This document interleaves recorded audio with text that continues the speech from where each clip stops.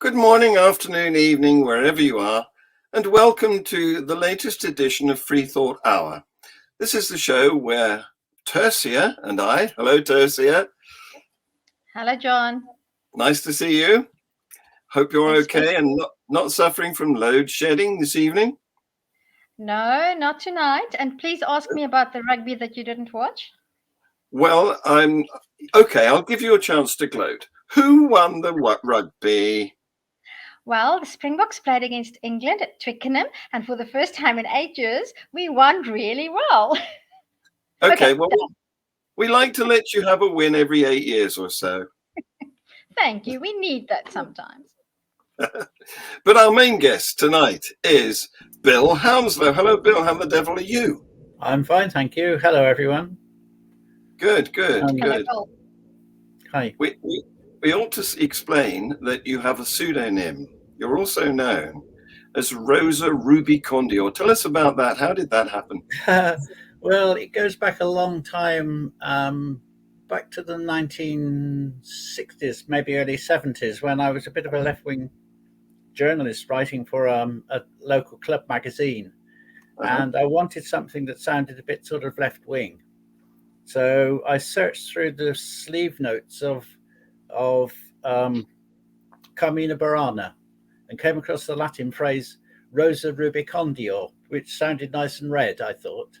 It actually means redder than a rose, and it's actually gender neutral, so I thought that would be a good name to write under. And I decided to use it when I created a Twitter account, and it stuck. And it was quite interesting to see how people reacted to me thinking I was female.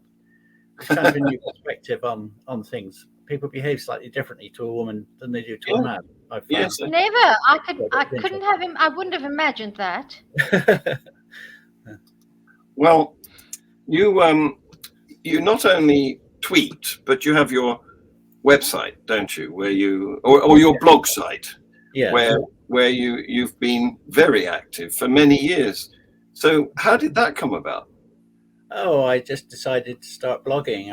I originally intended it to make it sort of more of a political blog, and then I gradually got. In the early days of the internet, there was an internet access organization called CompuServe. I don't know whether any of you remember it. I remember it, yes. And I got involved in some of the debate forums in that. It started off as political debate, and then we got a lot of sort of creationists coming into it and got into discussions about creationism and religion and stuff like that. And I gradually found myself becoming more and more involved in that side of things and less sort of passionate about politics. So I decided to concentrate more on the religion and the science side of anti-creationism and less on politics. I still write a little bit of politics, but not very much. Well, I've been following you for many years. I was going to say, John, that these days, especially in the United States, I don't know if you can separate politics and religion and science. No. I think it's so intermingled and interwoven that it's hard to not comment about politics, especially when you're talking about intelligent design. Yes, I mean, I find that a lot of the politics I write about is American politics, especially at the moment. It's becoming very radicalized, you know. Well, in America, everything is mixed up with politics, isn't it? Including creationism and intelligent design. And we're being viewed now, hello Frank, by Frank Lavelle, who's he was on the original creation countering council that Dr. Eugenie Scott started in Kentucky University. Nice to see you, Frank. Hello, Frank. Hi, Frank. So you've very kindly presented us with a movie based on your PowerPoint, which I'm proposing to screen. And what I think we ought to do, because we're mindful that some of our audience are not scientists, and teachers like Tercia and I want to reach those people. So we might, with your agreement, pause your movie, because it's 27 minutes long, and discuss with you some of the points that, in case there's clarification needed. I know it's unlikely because you're a very clear expresser of ideas, but let's see what happens. Okay? Yes. Yeah. I try to write for a non-scientific audience. You do indeed, and you succeed too. So here we have it. I'm going to start playing it now. To understand why so much of nature is unintelligently, or if you like, non-intelligently designed, we first need to understand what intelligent design is. According to Sir George Cox, former chairman of the UK. Oops, sorry, that was my mistake. While that's happening, I want to ask Bill, when we had Peter Roux on to talk about climate change, I used the word climate change or climate change crisis, and Peter told me that that was a loaded word. So I want to ask you about your choice of the word, the unintelligent design hoax. Do you think? I'm thinking about American politics and that word being a favorite of one of the former presidents. Did you choose the word hoax? I did because I find it difficult to believe that a serious trained scientist like Michael Behe actually believes what he professes to believe. And maybe I'm doing him a disservice, but I assume he knows better. So if he's saying things that he knows are false, then I think it's a hoax. But it could be a very profitable one for him. He makes a lot of, and also the what's the word, the main creationist organization that he works for. Yes. Discovery Institute. Yes. Sorry? Discovery Institute. The Discovery Institute. Their wedge strategy is to convince the American public that that science is wrong and that the Bible is literally true, as a presage to establishing a theocracy in America. Yes, and it's not based on truth; it's based on what you can convince people to believe. Yes, and yes. that's sort of my main concern. Bill and John, I also want to ask. In the UK, is there a big drive towards pushing intelligent design in schools? I know probably not in government-run schools, but what is the situation? Is it a popular idea? Is it growing in popularity? And before you answer, I can say that in South Africa, it's a very strong movement, and it's being pushed by many biology or life sciences, as it's called in South African education system schools. I'm not familiar with exactly how big it is in the UK. I think it's very small, but it does occur in faith schools, but it's actually illegal in the UK to teach under a science curriculum to teach creationism as science. So they could actually lose their license to teach if they're found teaching creationism. But I think it does happen. Happens surreptitiously, and not necessarily in the curriculum. I have taken this up with my MP actually on several occasions about ensuring that faith schools don't teach creationism, and I have had replies from the Secretary of State for Education that they would monitor the situation and would ensure that it doesn't happen. I'm not convinced it doesn't, but at least it's technically illegal.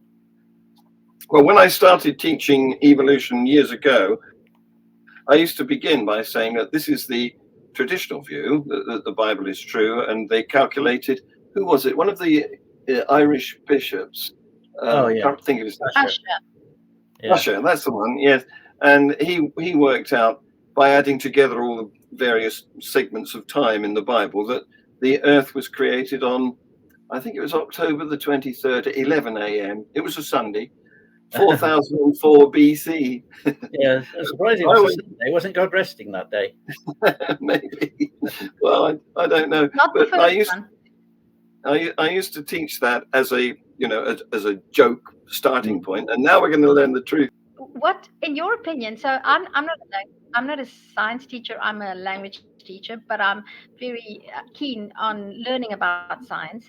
And the first time I learned about intelligent design was when I started doing research about when I was actually introduced to Richard Dawkins.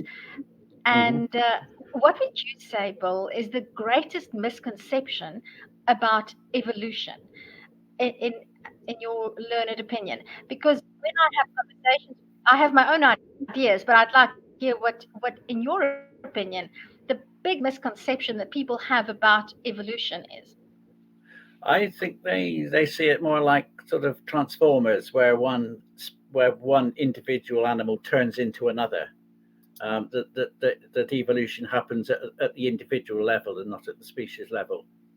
And I think it's where a lot of it, where they find it hard to imagine, how a chimpanzee can become a human without a chimpanzee giving birth to a human baby. They can't. They got no concept of this happening gradually across the entire species genome or the gene pool over thousands or millions of years, very slowly. And deep time, where one species doesn't suddenly become another species. There's no boundary that you could draw between them at a given point in time and say, before that they were chimpanzees and after that they were humans. It's a very slow, gradual process where one slowly changes into another or slowly diverges into two different species. Yeah, they don't understand deep time, and my way of dealing with that is to talk to them about dog breeding. Do they imagine that there was ever a first two poodles, or do they think that the breeders selected the characteristics that they wanted, curly hair and a nice disposition, and gradually over the generations the dogs became less wolfy and more poodly? Yeah, I mean, a similar analogy that I use is a rainbow. Where does one color in the rainbow turn into another color? Yes. It doesn't, does it? We know what yellow is, we know what red is, but where does, it goes through orange, and nowhere in that continuum does it turn from one color to another. It gradually changes. That's a nice example. I'll remember that example. A good example to remember. I have sympathy with all of us who don't understand the concept of deep time, because I don't think anybody really grasps it. And but I want to ask you, Bill, about Darwinism as a term for evolution. I personally think that's a very misleading way to talk about it. What do you tell somebody when they accuse you of being a Darwinist? Well, I'm certainly not a social Darwinist, and I don't think Darwin was a social Darwinist. No. But I mean, what Darwin gave us really was a way of understanding how biodiversity occurs and why species, and why isn't life just one amorphous blob of living things where you can't draw lines between them and tell one from another. It's because environmental pressures cause them to diversify and change and to speciate and to become distinct species with breeding barriers between them and that sort of thing. And I think Darwin and Wallace came up with a formula which explained that they didn't get everything perfectly right, and Darwin was a child of his time with the prejudices that were prevalent at his time, that he took them as cultural assumptions and never questioned them. But the basic concept was correct, and it's been validated with every major scientific discovery since, whether it's genetics or plate tectonics or the age of the universe, the age of Earth, all of those geological discoveries, they've all validated the basic Darwinian concept, I think. So I don't object to using the term Darwinian evolution, provided people understand that that's not the same as social Darwinism, which is ridiculous because we've all been evolving for the same length of time. So none of us are better evolved than others. White people are not differently evolved to black people and so on. We've all been doing it for just as long, and with the different local pressures that have caused us to evolve in different directions. And Darwin was 150 years ago, so we've learned a lot more since then. But I think I've sorted out this hiccup now. So let's go back to your movie. To understand why so much of nature is unintelligently, or if you like, non-intelligently designed, we first need to understand what intelligent design is. According to Sir George Cox, former chairman of the UK Design Council, design is what links creativity and innovation. It shapes ideas to become practical and attractive propositions for users or customers. Design may be described as creativity deployed to a specific end. Important words there being specific end. And according to John Spacey, a design expert, complexity versus simplicity is a common design trade-off. Complexity always has a cost. As such, complexity is ideally minimized for equivalent functionality and quality. Adding complexity without adding functionality or quality is known as needless complexity. Complexity can be exciting, and it is possible to get involved in making technologies, communications, or ideas complex for the sake of complexity. Generally, this is a mistake, as complexity costs more to develop, support, and use. The key points there are the specific end. The design is for a defined purpose, and minimal complexity or maximal simplicity, the minimum necessary to achieve the specific end. And yet creationists repeatedly cite complexity as evidence of intelligent design. This is really nothing more than an appeal to ignorance or a lack of imagination, an appeal to intellectual laziness and the arrogance of ignorant incredulity. Complexity is not evidence of intelligent design. Complexity is evidence of stupid design, because good design is minimally complex. I'll illustrate this with a simple example. That's such a powerful point. One of these was intelligently designed, the other formed naturally. How do you know which? Intelligent design is simple, not complex. I'll move on to examples of bad design shortly. Can I make a quick comment here?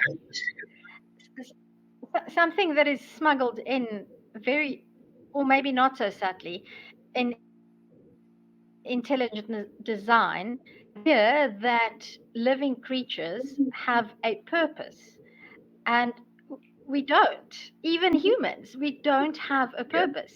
So something that I think needs to be addressed as well, besides or hand in hand with the idea of complexity and simplicity, is that if you talk about design, you're implying, and which I've never thought before, you're implying a specific purpose. Absolutely. And we no living creature has an external purpose imposed upon it. We Exactly. are, apart and from humans producing are more quite copies of unique itself. in that we create purpose. Apart from producing more copies of itself, that appears to be the only purpose of any living organism. You can look at the Bible and see that what's the purpose of life, and and in the Quran, and get that the purpose of it is to worship God. Now, this seems an extraordinarily complex way of achieving that objective, but yes, there's no other religion doesn't offer any other ultimate purpose for life. Yes. I had a debate with a Muslim about this, and he kept insisting that we should have some sort of value. Well, you might like one, but there isn't one. Yes. Carrying on with the movie. Yeah. Design. Prolific waste. Self-evidently, good design should minimize waste. Examples of prolific waste abound in nature. I'll list a few in a moment. But first, there is a serious shortcoming in the notion of intelligent design which disqualifies it as a serious scientific theory. It includes an unexplained and unproven entity inserted for no better reason than creationists wanted to be included. This is not science, this is wishful thinking. To be taken seriously, creationists should first, 1, explain how an entity capable of designing anything designed itself before it existed, then self-assembled out of nothing. 2, show definitive evidence of the entity's existence. 3, show evidence that it has ever been observed creating anything and making chemistry and physics do stuff they couldn't otherwise do. Only then would they have a scientific hypothesis. Yep. Until then, all they have is nothing more than a childish guess with no reason to think it could be true. Let's look now at Occam's razor. Occam's razor is a philosophical device intended to avoid unnecessary complexity in answers to problems. Briefly stated, it says do not multiply entities needlessly. In other words, don't include more steps, agencies, or processes in the answer than there is sufficient to explain it. The most likely correct answer is the most vicarious one, i.e., with the fewest assumptions. The least complex. Wanting a designer to be included is not a reason to include one.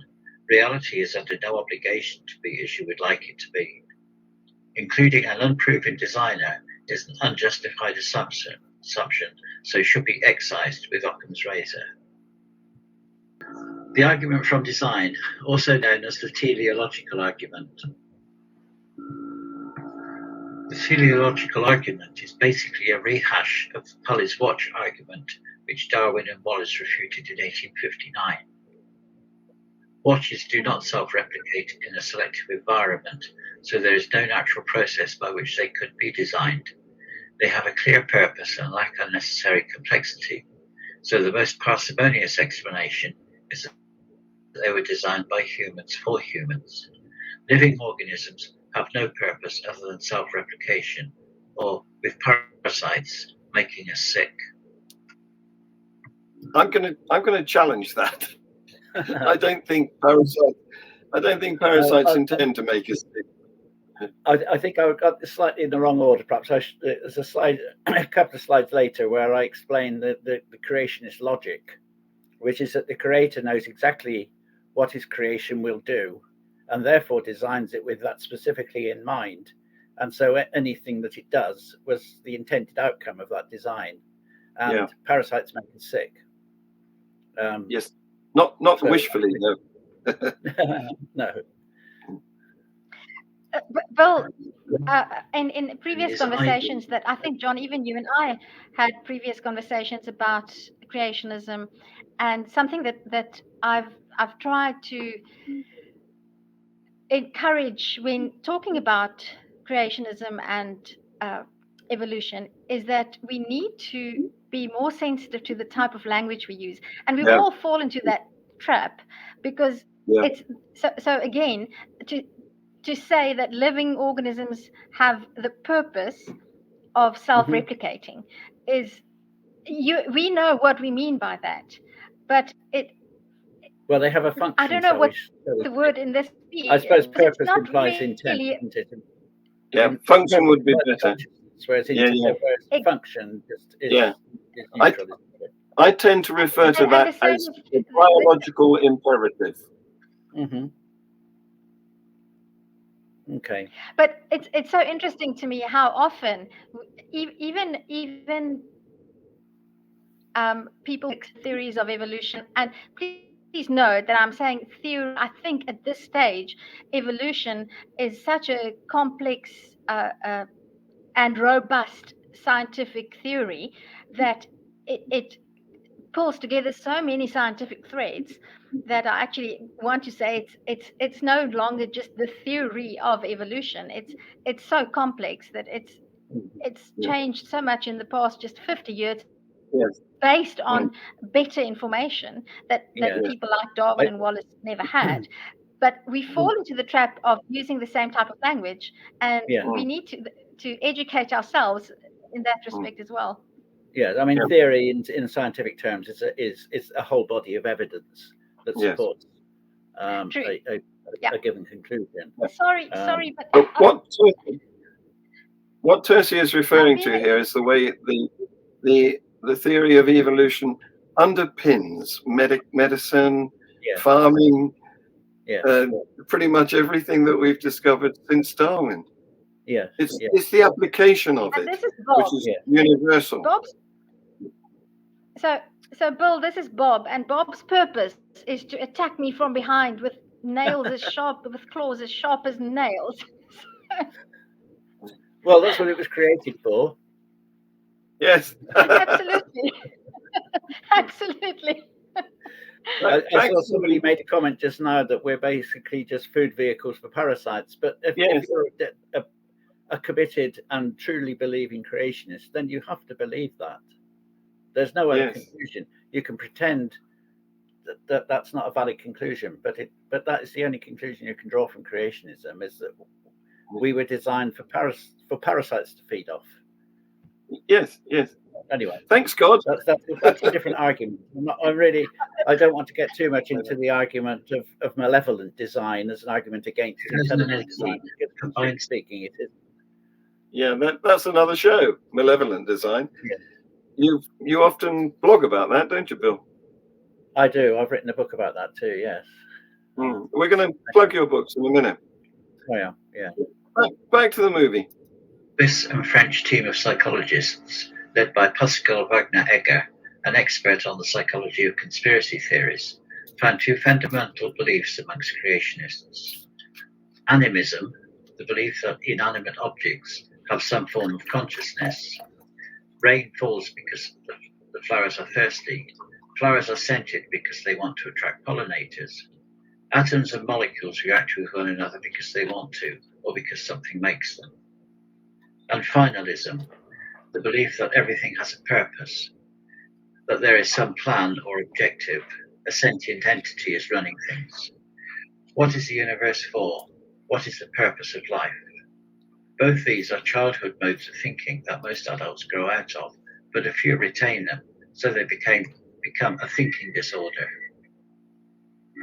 Pascal Wagner-Egger's team concluded, because teleological and animist thinking are part of children's earliest intuitions about the world and are resilient in adulthood, they thus could be causally involved in the acquisition of creationist conspiracist beliefs. However, our results do not rule out the possibility that acceptance of such beliefs could, conversely, favour a teleological bias. Yet in both cases, the everything happens for a reason, or it was meant to be, intuition at the heart of teleological thinking, not only remains an obstacle to the acceptance of evolutionary theory, but could also be a more general gateway to the acceptance of anti-scientific views and conspiracy theories. In other words, creationism, like conspiracism, is caused by a thinking disorder where an adult retains a childhood mode of thinking. This is why debating with a creationist is often like debating with an arrogant 9-year-old who believes he or she knows it all, the Dunning-Kruger effect. They also assume what science doesn't know, science can never know. As Charles Darwin said, ignorance more frequently begets confidence than does knowledge. It is those who know little, and not those who know much, who so positively assert that this or that problem will never be solved by science. He was wise. Oh, look now at unnecessary complexity. Epigenetics is a complex process to turn off unwanted genes in specialized cells, in other words, in just about every cell in your body. It's needed because cells in multicellular organisms still replicate like their single-celled ancestors, where the entire genome had to be replicated every time. But in a multicellular organism, like a human being, specialized cells have very specific functions, so only need genes for those functions and no others. The last thing you want is your brain producing digestive enzymes or your liver growing teeth. But sperm and eggs are specialized cells, so epigenetic settings need to be reset in the zygote, so every specialized cell can be produced by the developing embryo. I like the idea of the brain digesting itself with enzymes. Every one of the about 9 trillion cells in an adult human body, not counting about 25 trillion red blood cells, has the full genome, but uses only a fraction of it. DNA duplication is error-prone, and some mistakes can lead to cancers, or at the very least result in the cell dying and wasting resources. An intelligent, minimally complex process would have been to only reproduce those genes needed in each cell. Evolution is utilitarian, but makes do with what works, no matter how suboptimal, so we are stuck with needless waste and unnecessary complexity to overcome a basic design flaw. Being unintelligent. I like that bit because it makes the point that evolution modifies the existing, whereas intelligent design would start with a fresh sheet of paper every time. That's the intelligent way to design something. But what evolution does is it says, here's a submarine, turn it into a jumbo jet. Yeah. And it doesn't do a bad job of that, actually. Mm-hmm. I want to. I pulled a book from my bookshelf. This is actually an Afrikaans book written by a very prominent South African. Maybe I shouldn't give him any airtime, but he's a very prominent South African anti-evolutionist. He was trained and has studied under people like Dwayne Gish and other prominent American creationists, young Earth creationists, and the only thing that I can say in sympathy with the attitude is that some, as you said, Bill, in your presentation, or as it stated, adults who cling to intelligent design, or actually creationism, which is the proper name, in my opinion, for what they're proposing, I have very limited sympathy in the sense that if you've been taught that you are the crown of everything and that humans are the most important and that you are the apple of the creator's eye, then to realize that you share a large percentage of your DNA with bananas and cabbages and other primates that you see as beneath you. That's a very jarring idea to live with. And I'm familiar with this book, but one of the very first ideas that he proposes as criticism of the theory of evolution is that I was not made from, I don't come from a monkey.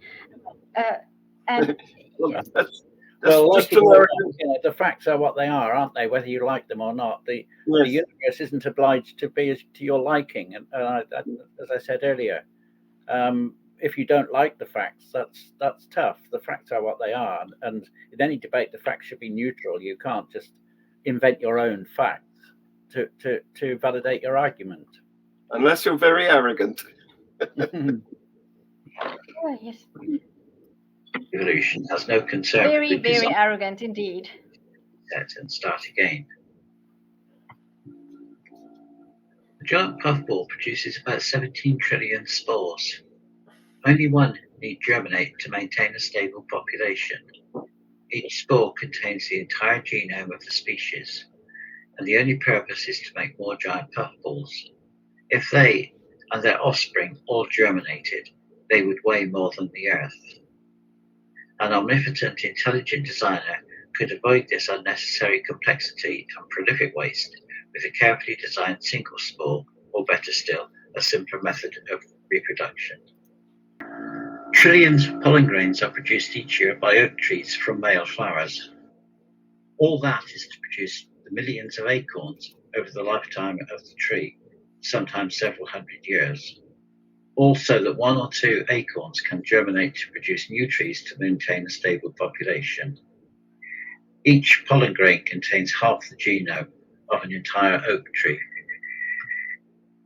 Each human ejaculation contains millions of sperms, each with half the human genome, so one can fertilize an egg occasionally. If the designer knows the genome of the next child, what are the other sperms for? It should not be beyond the wit or ability of an omnipotent designer to create a single sperm with the right genes. Utilitarian evolution has produced the equivalent of throwing a handful of gravel at the tin can to make sure one hits it. Let's move on now to arms races. More examples of prolific waste, unnecessary complexity, and lack of clear purpose are found in biological arms races. Examples of arms races abound in predator-prey and parasite-host relationships and are a major cause of evolution. Arms races have no ultimate purpose, like walking up and down an escalator. Why would an intelligent designer compete with itself? And that brings us to COVID, doesn't it? Where we have been having an arms race for the last couple of years. Exactly. Yeah. More examples of evolution. Creationist dogma demands only one creator, because the Bible says so. If this were so, their creator would be competing with itself, treating the solution to a problem it just designed as a problem to be solved. It's either amnesiac or insane, with a multiple personality disorder. Arms races are predictable from the theory of evolution by natural selection. Each species can only evolve under selection pressure from its environment. Take, for example, a cheetah and a gazelle. The cheetah needs to eat, but the gazelle needs to avoid being eaten. The fastest cheetahs and the fastest gazelles produce more offspring than the slower ones, so both species evolved to run fast. No intelligence is required in the process. But to what end? So the designer can enjoy watching a life and death struggle like a sadistic blood sports enthusiast. An intelligent designer would make gazelles slow, so cheetahs do what they're designed to do, eat gazelles. The result is the opposite of what an intelligent designer would produce. I'll now give some examples of arms races. Viruses, bacteria, and the human immune system. Basically, what creationists believe is that the designer creates pathogens to make us sick. The designer then creates our immune system to protect us from the pathogens it created to make us sick. The designer then redesigns pathogens to overcome our immune system, and round and round and round it goes. Tree trunks might not seem like obvious examples of arms races, but they are when you think of what they are for from the point of view of the tree. Trees grow near other trees. The tallest ones get the light their leaves need for photosynthesis, while depriving the shorter ones of sunlight. The shorter trees grow taller to outcompete their neighbours. Tree trunks take masses of resources produced by photosynthesis just to allow their leaves to make resources by photosynthesis. And round and round and round it goes. Another example is that of giraffes and acacia trees. From a creationist point of view, then, a designer designs giraffes to eat acacia leaves. The designer then makes acacia trees taller to stop their leaves being eaten. The designer gives giraffes longer necks to reach acacia leaves. And round and round and round it goes. Take away acacia trees, and giraffes are ludicrously designed to the point of being handicapped.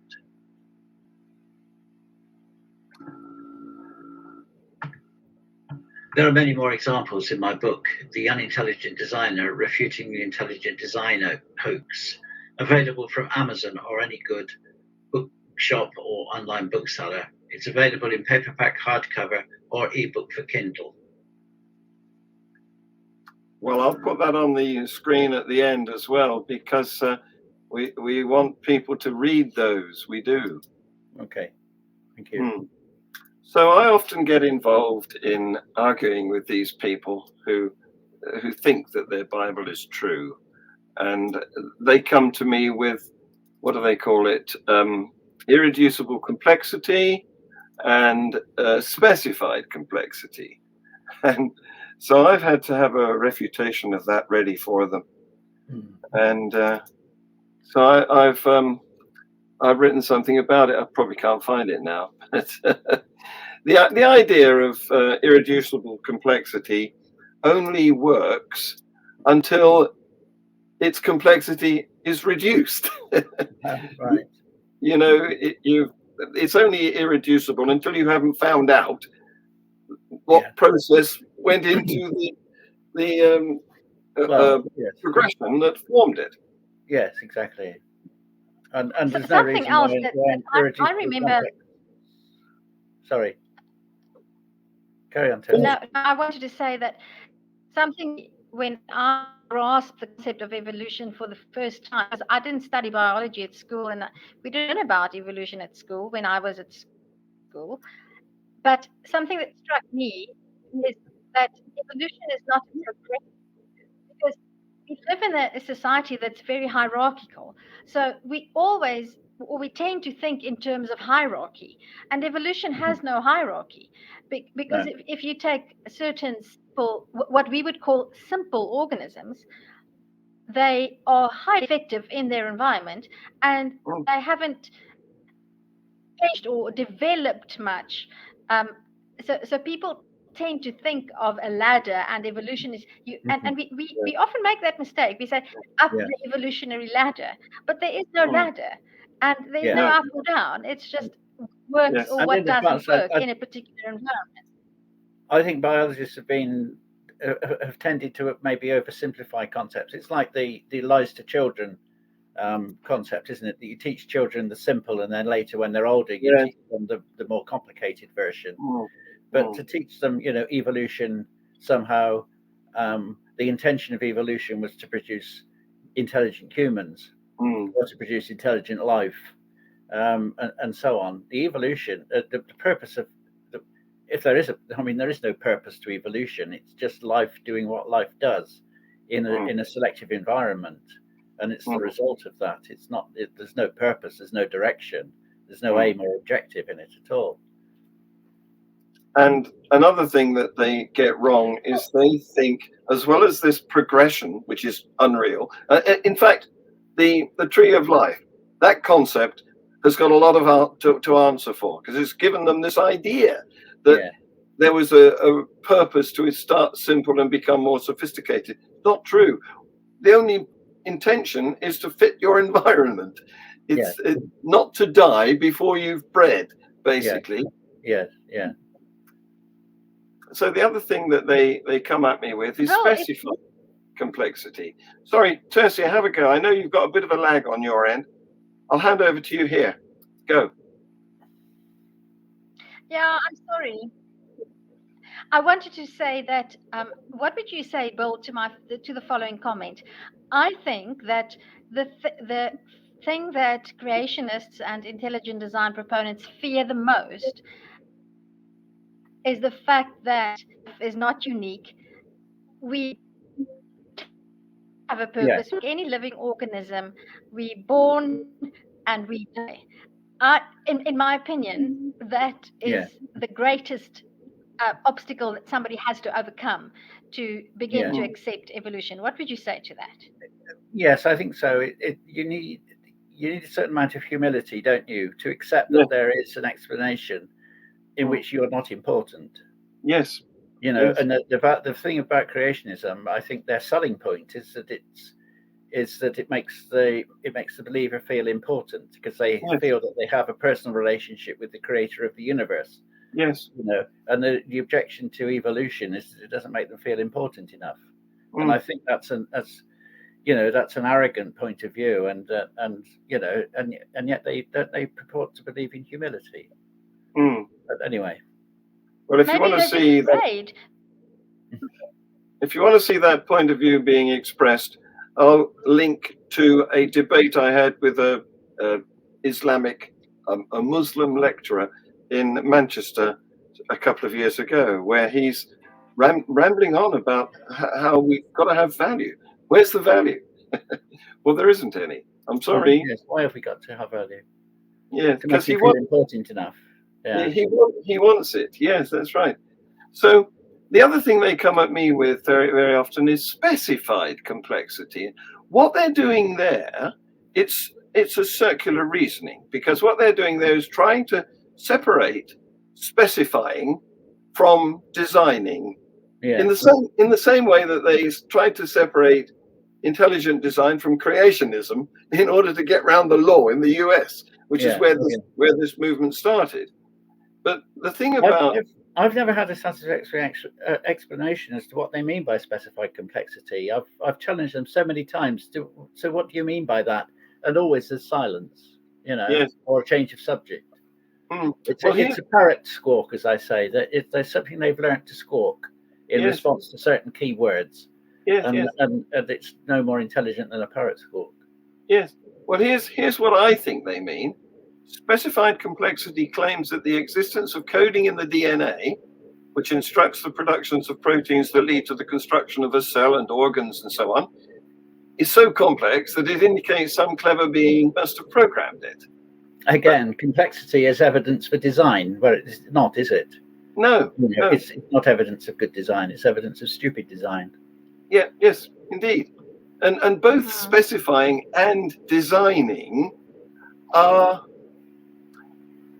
they're manifestations of an intentional intelligence, which they're assuming. So they're starting with an explanation and then saying that the existence of the phenomenon that they are claiming is evidence for his existence. It's crazy. Yes. It's like all religious apologetics. It starts with an assumption and includes the assumption in the explanation. Yes. It's begging the question, if you like, or self-referencing. Yeah, exactly. Tercia, you want to come in here? I want to ask if we can play a little game. I pretend to be a creationist, and I make a statement, and then Bill answers my statement. So, are you up to that for about 5 minutes, Bill? Can we try that? Yeah, we'll give it a go. Yeah. I'll wear because I'd like to hear your answers, because these are the kinds of things that are often heard in creationist and conversations about. So I would like to hear what you say. So shall we try that? John, can we do that for maybe 5 minutes? Go ahead. Okay, so Bill, a painting must have a painter. So surely, if a painting has a painter, then this body must have a creator. Okay, look at a pattern of raindrops on the floor. I mean, do they look designed? Do they look like a painting? If Jackson Pollock gets paint on a paintbrush and flicks it at a canvas, he's creating a painting, just as rain falling on a pavement is creating a painting. But does that design have a purpose? I mean, okay, that a painter sets out to paint a particular thing, to capture a particular scene, and sets out to design that particular thing with an objective in mind. But there are ways of producing designs which don't have an ultimate design in mind. The design is just what comes out of that process, or the appearance of design. And again, the appearance of design doesn't imply design, does it? The appearance of design is not necessarily indicative of a designer. And evolution is a design process. Well, that's right. They do not give any indication of any process. It's really just zapped by magic, isn't it? Yeah. I mean, how about this one? Mm-hmm. My grandfather, and I know it's a very typical one. There's two that's so typical. You just want to sin. You just don't want. You are not humble enough to acknowledge that you are a creator of Almighty God. And then I've addressed this a little bit, but I think if a creationist says, "My grandfather wasn't a monkey," technically well, right, yes, he's right. Yes, your grandfather wasn't a monkey. But if you could meet up with every grandparent going back through generations, you would always find that there would never be a generation which couldn't interbreed with the previous generation or with the descendant generation. But if you go back far enough, and if you could get in a time machine and go back far enough, you would meet an ancestor with which you couldn't interbreed. Yes. But there's nowhere along that continuum that you could say, as I said before, where one species has become another species. No. Because it happens across the species genome, and it may not happen at the same pace everywhere, across the whole range of the species. So you end up with things like ring species, where species are in the process of diverging, and this could well be what happened with humans at several points in our evolutionary history, where we had diverged sufficiently to prevent us interbreeding with cousin species like Neanderthals and Denisovans, and in Africa with other species, where there's evidence in our genetics that these kind of hybridizations of partial speciation, partial separation, and then re-merging happened lots of times in our ancestry because we never fully speciated. And so that's just what evolution produces, because it's not it doesn't happen in individuals. It happens across the species genome and at different paces in different places according to local conditions. In fact, the very idea of a species is a false one, because it sort of implies that there's fixed types of creatures, and there isn't. We're always a train going through a station. There's nothing. And I mean, what you often get as well is creationists arguing, well, if we could interbreed with Neanderthals, we weren't a different species; they were the same species. Yeah. Well, but why would you expect the definition of species to be clean cut and sharp when the reality is that it's fuzzy? Yeah. You know? Well, that depends on their viewpoint, doesn't it? Because they can only look at reality over the span of their lives, and of course, deep time is what they should be looking at. Yes. Because although looking out from today is a snapshot, and you can see elephants that are distinct from giraffes. If you go back far enough, you'll see that they weren't. Yes. And if you go back to like the original mammal-like reptile that was alive with the dinosaurs. Yes. They found that they were insectivores. Yes. And a recent paper showed that actually there were 5 genes that were for digesting the chitin. And we still have them. Yes. Even whales and hippos and giraffes and elephants that don't eat insects still have these genes. Yes. You know, because we're still basically an evolved form of this mammal-like reptile that was living with the dinosaurs. And conceivably, if we ate more insects over the generations, that chitinase enzyme might be reinactivated. Yeah. Yes. That could be useful. But Bill, I want to ask you, in my former life, I was perfectly happy to accept the theory of evolution. I would have that was evolution is God's way of creating things. But I know this is in the last 4 minutes. I have a habit of doing this in a previous podcast. So what would you say to somebody who says that? I mean, is there any discussion to be had about that type of opinion who says, I don't have a problem with evolution because that's how God creates? Well, I mean, what's the evidence for it? I mean, I always say to almost any religious apologetic, if you can say what God, you falsified the apologetic. Yes. Because it can be used for any God. And most religions use the same apologetics for their particular gods. That's right. But is there any evidence of a God ever intervening? Has it ever been observed? You know, are there any instances where something has happened in physics or chemistry that could only be explained by an intervention of a deity? And how would that intervention take place? You know, at what level would it happen? In one person or across the genome or what?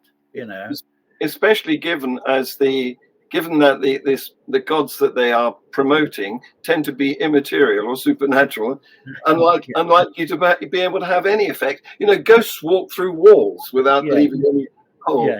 Yes, exactly. I mean, a god that exists outside space and time, it doesn't exist. To all intents and purposes, you're defining nothing.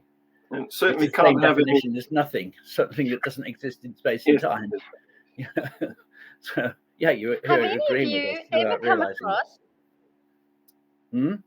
I want to ask, have either of you ever come across an atheist or a person who doesn't accept the existence of a deity who's also a denier of the theory of evolution?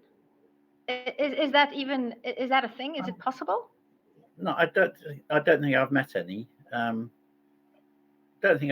But I don't think they need to go together. I know. I mean, in Britain, the Anglican Church pretty much accepts evolution, although it's obviously it also accepts the idea of original sin and a founder couple and all this sort of Adam and Eve nonsense. But they accept evolution, and I think, you know, it's quite possible for a believer to teach evolution in schools, and the Catholic Church teaches evolution, doesn't it? Yes, in fact, the Pope had had to apologize for. Actually, he didn't apologize, but he said that we were wrong about Galileo. He shouldn't have. Yes. They apologized to Galileo for being for being right. Yeah. 300 years late. Yes. Yeah. Well, guys, it's coming to the end of our hour, and I'm quite strict, so I'm going to call it to a close now. But I do want to announce that next week, this is sort of relevant because we have an anthropologist coming on. He's been on before. His name is David Orenstein, and he's based in Manhattan, where he lectures at one of the New York universities. And also joining him is Scott Weigold, and he's a psychiatrist in California. So we should have a good chat with them. I'm trying to get them to consider belief, and should we consider it to be important? I think it's a bit out of date. I think it's an old idea. It was important, but I don't think it should be considered anymore to be significant. Even dangerous, I think. Yeah. What's